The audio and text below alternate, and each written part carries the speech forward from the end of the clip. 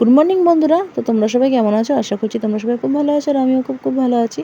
তো আবার চলে এসে একটা মিনি ব্লগ নিয়ে। তো সকাল সকাল রেডি হয়ে আমি আসলে বেরিয়ে পড়েছি। তো আজকে আমি যাচ্ছি বাপের বাড়ি। মানে ভিডিওটা আমার অনেক দিন আগে করা, মানে জন্মাষ্টমী দিনের করা। তো আজকে আমার সাথে সাথে খুব লেট হয়ে গেল। তো দেখতেই পাচ্ছ, তো স্টেশন থেকে এসে ট্রেনে উঠে পড়েছি। এদিকে দেখো হুগলিঘাট পার হচ্ছি।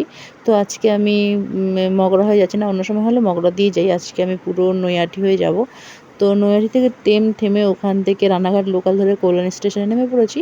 তো ওখান থেকে দেখো বাস ধরেছি, বাস ধরে এখন বাড়ির দিকে যাচ্ছি। আর এদিকে এই প্যান্ডেলটা কে কে চেনো বলবে তো, এটা কোথায় হয় এই পুজোটা, হচ্ছে প্যান্ডেলটা কোথাকার প্যান্ডেল। তো দেখো চলে এসেছি বাপের বাড়ি। তো এসে পাশের বাড়ি কাকিমার বাড়ি জন্মাষ্টমী হয়, তো সেই কারণে আমার আসা। আর এদিকে দেখো গোপালকে স্নান করাবে, যারা যারা জন্মাষ্টমী করবে সবাই চলে এসেছে। আমাকেও বলেছিল, যেহেতু আমার শরীরটা একটু খারাপ তার জন্য আমি উপোস থাকিনি।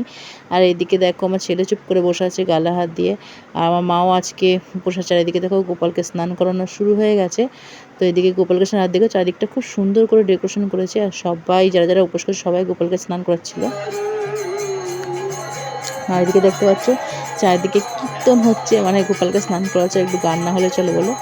তো অনেক জার্নি করে এসেছিলাম, তো খাওয়া দাওয়া একটু শুলাম। তো এই দেখো ছেলেটাও ঘুমাচ্ছে, তোকেও ঘুম পাড়বো, আমি একটু ঘুমবো।